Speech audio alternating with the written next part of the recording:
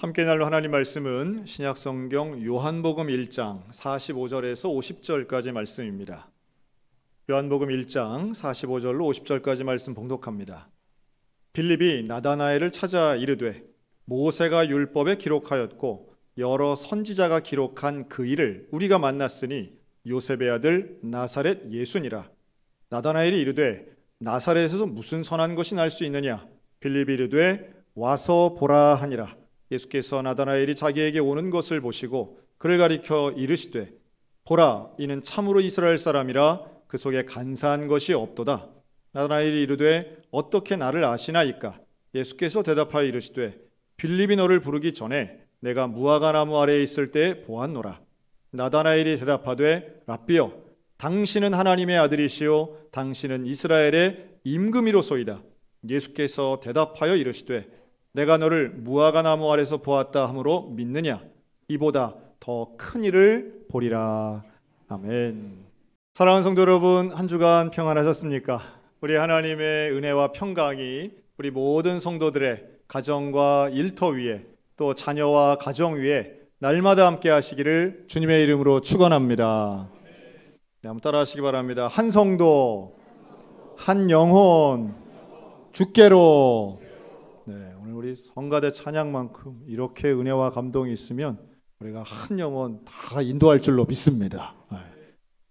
찬양만 들어도 막 치유가 되는 것 같네요. 진짜 너무 감사합니다. 오늘 제목을 이렇게 정해봤습니다. 평생 한 명. 그래요. 이렇게 한번 뒤에다 꼬리를 붙이면 조금 더 이해가 쉬울 것 같아요. 자, 우리 옆 사람에게 평생 한 명이라도. 네, 우리 전도합시다. 자, 우리 자기 자신에게 뭐 이렇게 즐거운 얘기인가요, 우리? 자, 자기 자신에게 평생 한 명에게 집중합시다. 네, 그런 분들이 있어요. 우리에게 평생 한 명, 정말 하나님 앞에 추수처럼 영혼을 거두고 전도하는 정말 한 명이라도 주님 앞으로 인도해낼 수 있다면 하나님이 가장 기뻐하시는 열매일 것이고 그를 통하여 하나님 나라가 이 땅 가운데 아름답게 임할 줄로 믿습니다. 이거 우리 전도라고 하죠. 근데 전도하는 장면이 오늘 본문에 나와요. 나다나엘이라는 사람이 전도를 받거든요. 빌립에게 받습니다. 나다나엘은 요한복음 1장에만 나오는 이름이에요. 그래서 이 앞뒤 문맥이나 다른 복음서를 통해서 보면 이 사람은 아마도 바돌로메가 아닐까 하는 생각을 해요. 그 상황이나 이런 걸 보면 이름이 두 개죠. 같은 사람 이름 두 개. 어쨌든 나다나엘과 빌립은 특별하게 친밀한 사이입니다. 그래서 성경에 보면 빌립과 나다나엘은 항상 함께, 빌립과 바돌로메는 항상 같이 있는 것처럼 나와요. 그러니까 둘의 사이는 어땠느냐? 친구 사이라고 보는 게 일반적입니다. 그러니까 우리가 전도할 때에 가장 가까이 있는 사람 먼저 전도하는 거죠. 우리 전도 대상자 썼잖아요. 그런데 대부분이 친구, 이웃, 동료 혹은 자주 만나는 사람 그리고 가족입니다. 친구를 전도하는 것 참 아름다운 일이고요. 또 가족 전도하는 건 너무도 중요한 일입니다. 근데 중요한 만큼 사실 쉬운 것은 아닙니다. 가족을 전도한다, 너무나 당연한 이야기인 것 같은데 전도에는 뭐 여러 종류가 있지만 불신자를 전도하는 것도 있고요. 신앙을 잃어버린 사람을 회복시키는 것도 전도의 범주에 들어간다고 봅니다. 소위 말해 잃은 양을 찾고 우리의 가족 중에 어릴 때는 주일학교 잘 나오던 나의 자녀, 나의 사랑하는 아들, 딸, 그리고 그 아들, 딸이 낳은 정말 보기에도 너무도 이쁜 나의 손자, 손녀들, 어떻게 해야 될까요? 주님 앞으로 나오고 믿음의 신앙생활 하기를 원하는데 잘 되지 않는 현실 속에 우리는 더욱 기도하고 하나님의 응답, 하나님의 특별한 역사를 기대해야 될 것입니다. 제가 최근에 뉴스를 보았더니요, 이번 추석을 기준으로 해서 집안에서 차례를 지내지 않는 집안이 드디어 절반이 넘었답니다. 그러니까 제사나 명절에 차례를 지내지 않는 집이 더 많아진 거예요. 제가 부교육자를 하던 20년 전에는요, 이맘때쯤 되면 아주 그게 제일 큰 기도 제목이었습니다. 차례 지내다가 제사상 차리다가 갈등하지 않도록, 어려움 당하지 않도록. 되게 크고 중요한 기도 제목이었는데 이제는 시대가 그렇지가 않은 거예요. 70년대, 80년대 생들이 그 며느님들이 정확하게 그 집안의 이제 주도권을 잡으면서 여자만 노동하는 불공평의 시대를 이제 끝내가고 있는 것 같습니다. 그리고 말 그대로 시댁과 친정의 균형을 잡아가는 거예요.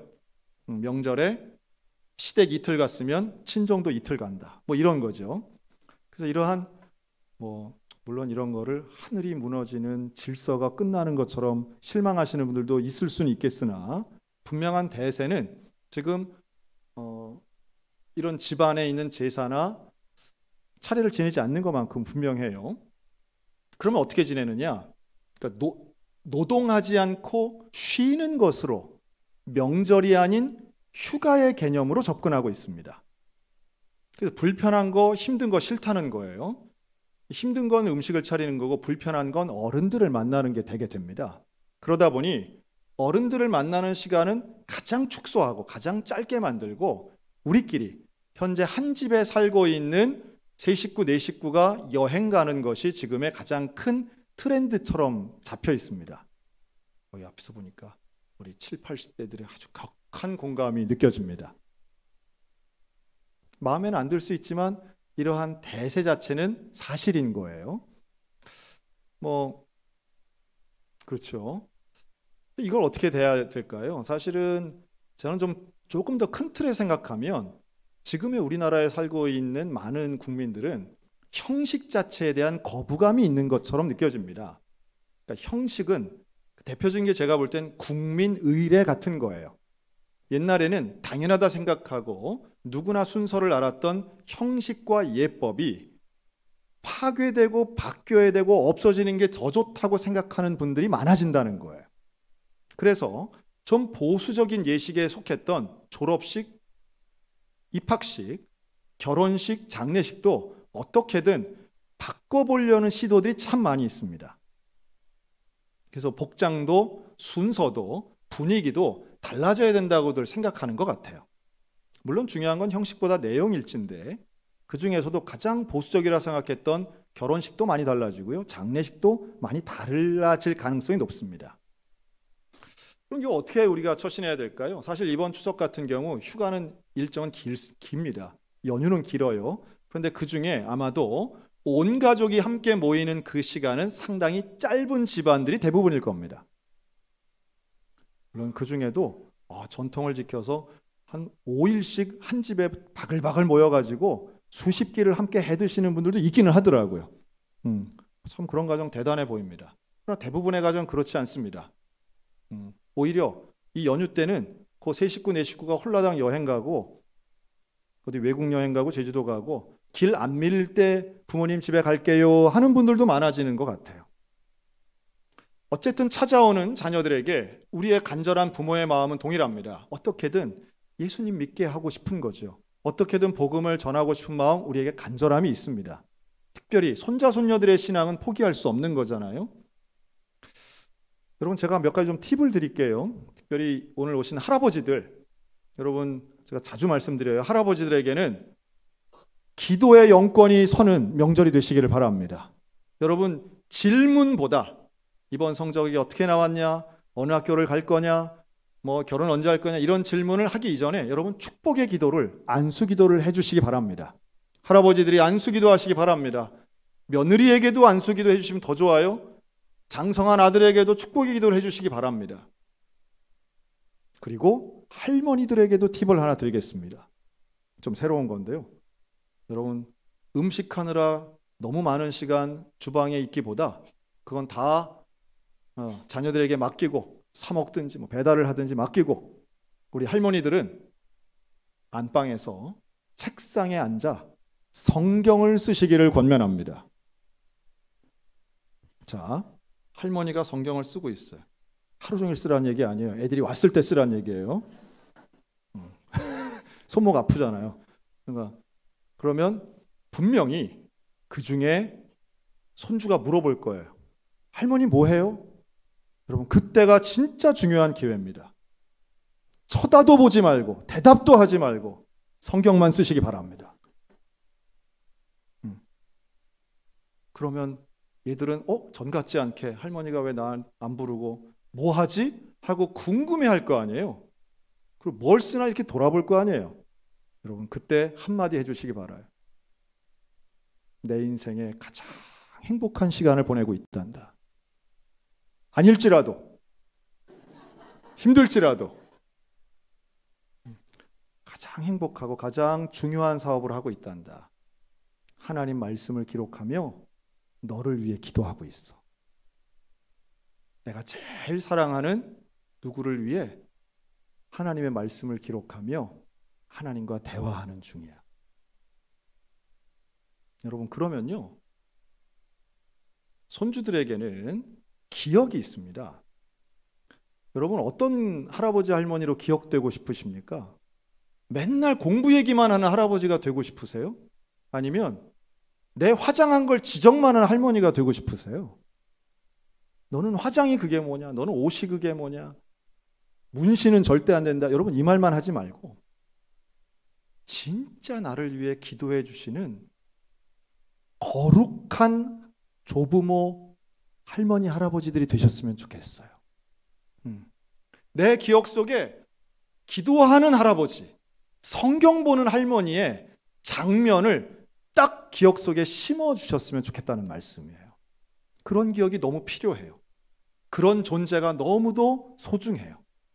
그러면 지금 당장 교회는 안 다닐지라도 언젠가는, 지금은 어린애 같아 보여도요, 얘가 30살 되고 40살 되었을 때 분명히 기회가 옵니다. 사업이 내 뜻대로 안 돼요. 인간관계가 내 맘대로 안 돼요. 가장 우울한, 바로 지금 내 아들이 겪고 있을 40대, 50대의 내 자녀가 겪고 있을 그 힘든 순간에 할머니가 기도했잖아.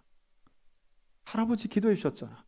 내가 어떤 존재인데, 내가 정말 존귀하고 돌아가신 우리 할아버지가 세상에서 제일 자랑하던 존재인데, 돌아가신 우리 할머니가 끝까지, 돌아가시던 전날까지도 성경 읽으며 나를 위해 기도해 주셨는데 하나님 앞에 나오게 돼 있습니다. 물론 돌아가시는 날까지 성경 읽으셨으면 좋겠어요. 그런 기력과 그런 근력과 그런 시력도 살아있었으면 좋겠습니다. 여러분, 이번 추석 함께 모이는 그 간절한 시간이 되셨으면 좋겠다는 말씀이고요. 내 사랑하는 자녀가 한 명도 예외 없이 예수 그리스도를 만나는 그 귀한 경험이 있기를 우리가 소원하는 것처럼 하나님도 원하고 계십니다. 그렇다면 기도하고 권면하고 포기하지 말고 전도하는 믿음의 가족들 되시기를 주의 이름으로 축원합니다. 빌립이 나다나엘을 전도한 게 바로 그런 거예요. 가까이 있는, 나와 함께하는, 나와 관계가 있는 사람을 전도합니다. 근데 어떻게 전도했냐? 두 가지를 전도해요. 첫째는 예수님에 대해 말합니다. 놀랍게도 빌립이 나다나엘에게 뭐라고 얘기를 하냐면, 모세가 율법에 기록한 그 일, 선지자가 기록한 그 일을 우리가 만났어. 모세가 기록한 그 사람을 우리가 만났다는 거예요. 모세와 선지자가 율법을 통해 기록한 사람이 누구겠습니까? 바로 메시아입니다. 구원자예요. 그리고 그의 이름을 말합니다. 요셉의 아들 나사렛 예수다. 위대한 말이죠. 이 말을 할 수 있는 것은 빌립이 경험했기 때문이에요. 예수님이 메시아라는 사실을 경험한 거예요. 복음을 경험한 거죠. 여러분, 복음을 경험한 사람이 사랑하는 마음으로 그 예수를 전하는 게 전도입니다. 우리의 입을 열어 예수님을 증언하는 복음의 사람들이 다 되셨으면 좋겠어요. 그러기 위해선 예수를 믿기 이전과 이후가 달라야 됩니다. 예수를 믿기 이전과 예수를 믿은 이후가 달라야 돼요. 그리고 다른 게 너무도 당연한 거예요. 빌립이 그랬어요. 빌립은 이전에 메시아를 만나기 전과 메시아를 만난 이후가 달라요. 어떻게 달라질까요? 우리는 왠지 예수 믿기 전엔 죄인, 예수 믿은 다음엔 의인, 그러니 예수 믿기 전에 한 살인자쯤 되고 예수 믿은 이후엔 천사같이 되어야 된다는 조금 과장된 생각이 있습니다. 그러나 신앙은, 구원의 확신은 그 기준을 넘어서는 거죠. 그게 아닌 거예요. 여러분, 예수 믿는다고 해서 우리의 상황이 급박하게 달라지지 않아요. 상황을 자랑하지 마시고 내면에, 나의 안에, 영혼 가운데 임한 하나님의 구원의 확신과 평강을 자랑하시기 바랍니다. 예수 믿기 전에는요, 우리가 죄와 사망의 권세에 있을 때는 두려움, 걱정, 염려가 있는 거예요. 그러나 예수를 믿는다는 건 내 인생의 주인이 달라지는 거예요. 내 인생의 주인이 달라졌기 때문에 예수님이 나의 주인이 되시기에 우리는 주인이 원하는 삶을 사는 겁니다. 다른 말로 하면 삶의 목적이 달라지는 거예요. 예수 믿기 전에는 우리는 내가 원하는 것, 내 뜻대로 사는 게 나의 삶의 방향이었다면 예수를 믿은 이후에는 하나님이 원하시는 삶을 사는 거예요. 그렇기 때문에 그런 사람에겐, 예수 믿는 사람에게는 사회적인 조건이나 환경에 지배당하지 않는 마음의 확신과 기쁨과 평강이 있는 것입니다. 이걸 잘 모르니까 우리가 가족 전도한다, 불신자 전도한다 하면서 자기 자랑을 할 때가 있어요. 자기 자랑. 야, 예수 믿었더니 우리 애가 이번에 명문대 들어갔잖아. 학원 한 번도 안 보내도. 아이고, 어떻게 된 게 지가 알아가지고 시험을 봤는데 아이고, 사법고시가 그냥 합격이 됐네, 한 번에. 그러니 너도 예수 믿어야 돼 라고 말하면 듣는 사람이 나도 예수님 믿어야 되겠구나 할까요? 아니면 저게 아주 자식 자랑을 고급지게 하네 이럴까요? 우리가 참 조심해야 될 게 있어요. 전도는 예수님을 전하는 것이지 나를 자랑하는 게 아닙니다. 여러분, 이 명절에 전도한다는 명분 아래에 자식 자랑, 건강 자랑, 돈 자랑을 좀 내려놓고, 그거 내려놔야 돼요. 형제간에 그 말하면 모르는 게 아니잖아요. 자식 잘 된 거 다 알아요. 다 좋아하고 축하할 만한 일인데 자기 입으로 말하는 건 오히려 예수님 영광 가리는 일이 될 수도 있습니다. 예수님을 이야기해야 되는 거예요.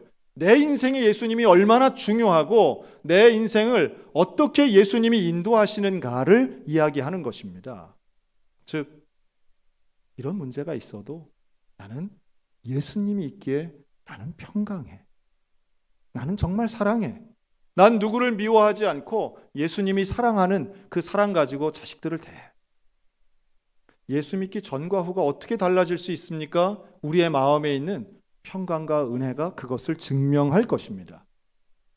오히려 그게 없기 때문에 상황을 가지고, 조건을 가지고 자꾸 자랑하려고 하는 것 같아요. 메시아를 만났어. 누가 뭐라 해도 나는 내 인생의 목적을 찾았어. 저는 그런 의미에서 정말로 사람들에게 복음을 증거하는, 불신자에게 복음 증거하는 거의 몇 안 남은 예식 중에 하나가 저는 장례식이라고 생각합니다. 좀 제가 권면을 드리는데요. 우리 교회 안에 1년이면 여러 차례의 장례가 있습니다. 교인의 장례도 있고 교인 가족의 장례도 있습니다. 그런데 대부분 내가 잘 아는 분의 장례라면 사람들이 잘 찾아가지만 그렇지 않은 분들은 거의 안 가며 교회 생활 하실 때가 있어요. 근데 이걸 시각을 조금만 다르게 한번 생각해 주셨으면 좋겠어요. 어느 장례나 가면 가족들 가운데 반드시 불신자가 있습니다.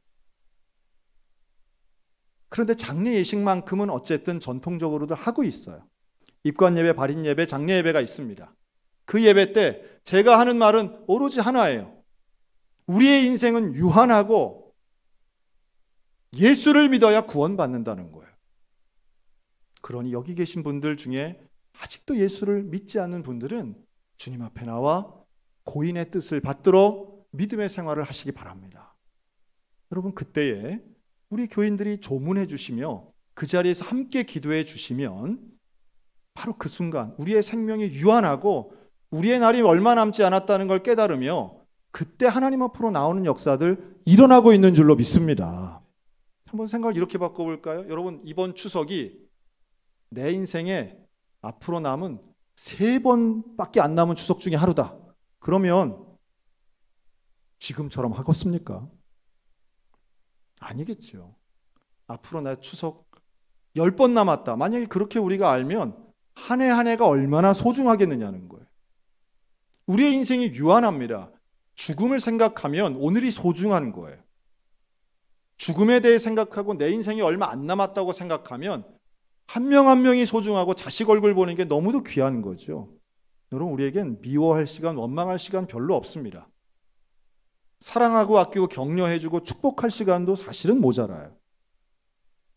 내가 앞으로 명절 때만 보는 내 며느리 이제 앞으로 5번이나 보겠나 하면 그 와준 게 얼마나 귀해요. 얼마나 이뻐요.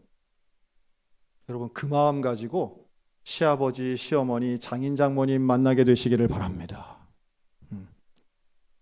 이 땅의 자녀들이여, 지혜를 가지고 이번 명절 도망갈 생각만 하지 말고 함께 만나 귀 기울이는 은혜가 있을지어다. 네.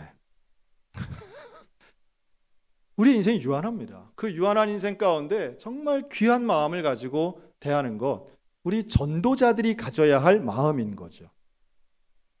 그런 가운데도 예수님을 증거하는데 내 생에 참으로 소중한 예수님을 증거할 때에 모두가 수용하는 건 분명히 아니에요.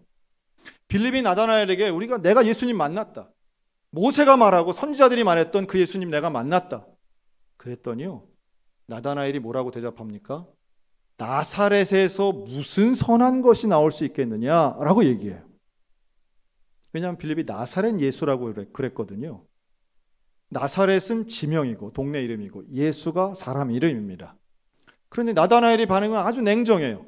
무슨 나사렛 출신이 뭘 메시아가 될 수 있어? 말도 안 돼. 여긴 중의법인데 두 가지가 있어요. 첫째는 나사렛 자체를 무시하는 겁니다. 그 시골, 그 작은 지역, 거기서 어떻게 메시아가 나와? 두 번째는 율법을 알기 때문에 그렇게 말하는 거예요. 미가서와 요한복음 8장에 보면 사람들이 다 생각이 메시아는 구약의 율법에 베들레헴에서 태어나게 돼 있습니다. 근데 어떻게 나사렛에서 메시아가 난다는 거야? 말이 안 돼. 이게 나다나엘의 입장이거든요. 그런데 여기에 굴하지 않아요. 빌립이 거기서 멈추지 않아요.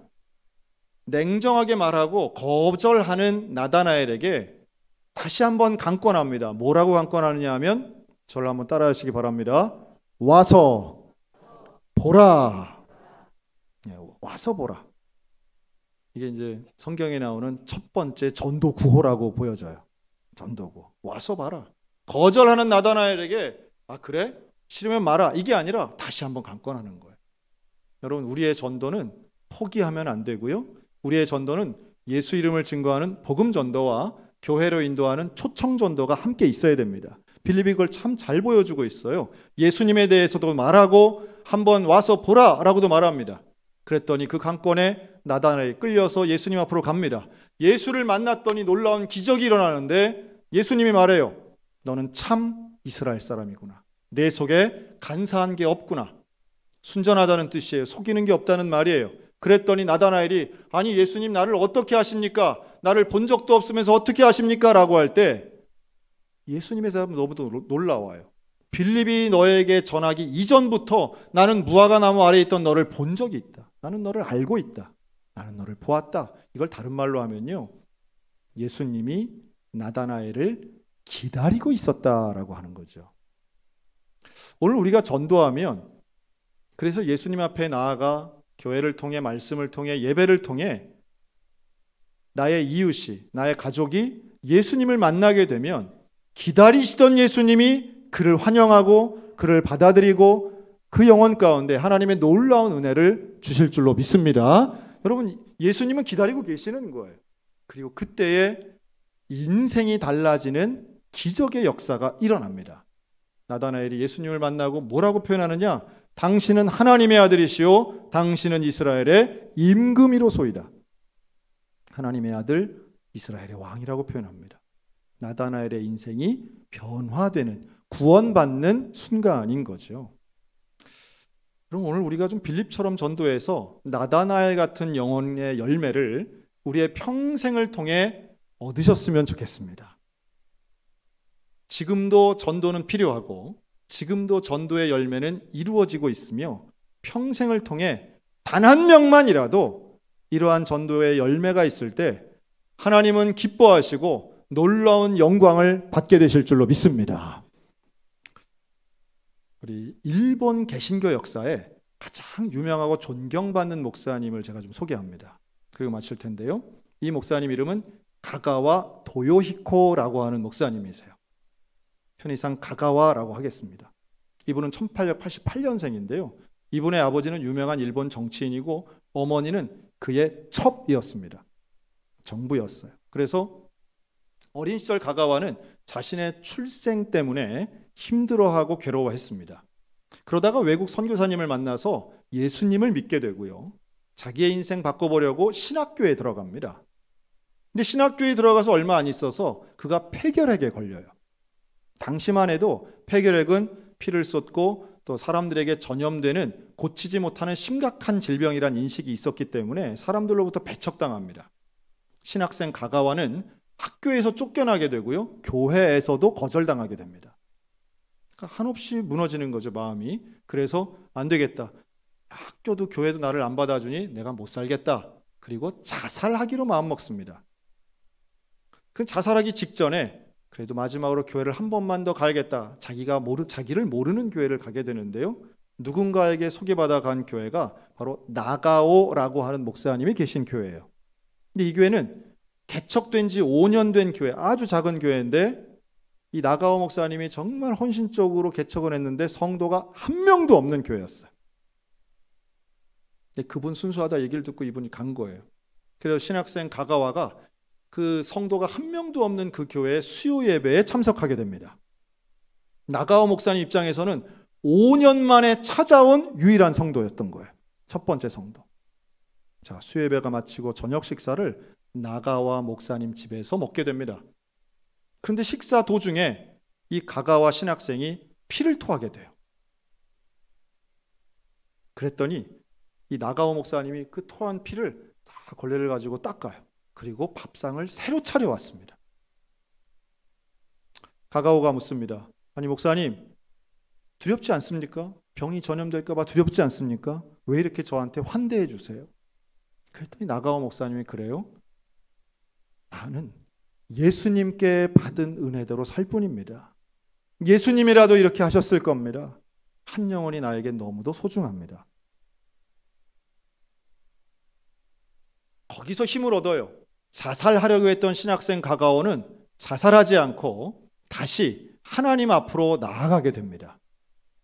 그와 함께 신앙생활하며 기적적으로 폐결핵이 나아지고 그리고 다시 신학교로 돌아가게 됩니다. 그래서 목사 안수를 받고 빈민선교에 이 가가오는 빈민선교를 하는 목사님이 돼요. 근데 얼마나 헌신적으로 했냐 하면 정말 병자들을 위해서 아픈 부위를 그냥 뭐 고름도 피도 막 입으로 빨고 할 정도로 이 환자들을 지극정성으로 섬기고 도웁니다. 그랬더니 이 가가오 목사님에 대한 소문이 많이 나게 돼요. 그리고 이분이 중국 땅에 가서도 선교를 하게 되는데요, 이 소문이, 그 헌신적인 사역이 신문에 나고 사람들이 알게 되면서 누가 알게 됐냐 하면 당시에 중국을 다스리던 장개석 총통과 그의 부인 송미령 여사가 알게 됩니다. 그래서 불러요. 송미령 여사가 이 가가와 목사님을 초대해서 성경을 배우게 됩니다. 기적 같은 얘기죠. 그러던 가운데 태평양 전쟁이 끝나고 일본이 패망합니다. 필리핀, 중국, 또 조선에 있던 일본인들이 자기 고국으로 돌아가는 대이동이 시작이 되는데요, 많은 나라에서는 돌아가는 일본인들에게 그 자국의 백성들이 테러를 가하기도 하고 괴롭히기도 합니다. 그런데 놀랍게도 장개석 총통이 법령을 하나 내리는데 고국으로 돌아가는 일본인들을 죽이지 말라는 법을 내려요. 그래서 200만 명 넘는 중국 거주했던 일본인들이 거의 다 안전하게 일본 땅으로 돌아갈 수 있게 만듭니다. 여기에 송미령 여사가 가가와 목사님에게 배웠던 성경 구절이 나오는데요, 원수를 사랑하라, 원수에게 복수하지 말라. 우리나라를 위해서도 그렇게 복수하면 좋은 게 아니다 라는 취지였어요. 그래서 많은 일본인 기자들이 이 가가와 목사님을 인터뷰합니다. 어떻게 이런 일이 가능합니까? 어떻게 이런 일이 일어날 수 있습니까? 그때 신문 기자들 앞에서 이 가가와 목사님이 한 이야기가 이렇습니다. 나는 스승이 두 분이 있습니다. 첫 번째는 예수님이고 두 번째는 나가오 목사님입니다. 저는 나의 스승에게 배운 대로 했을 뿐입니다. 그런데 놀랍게도 그 나가오 목사님은 일생을 통해 목회 경력 전체를 통해 단 한 명만 전도했던 거예요. 그가 바로 가가와 도요히코 목사님이었습니다.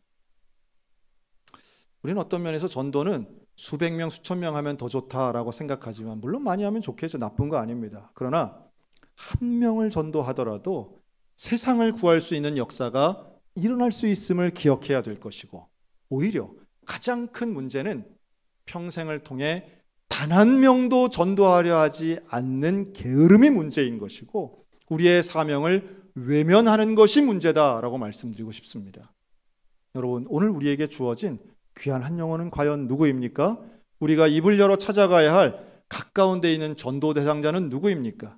내 가족에게 우리는 어떤 형태로 전도해야 되겠습니까?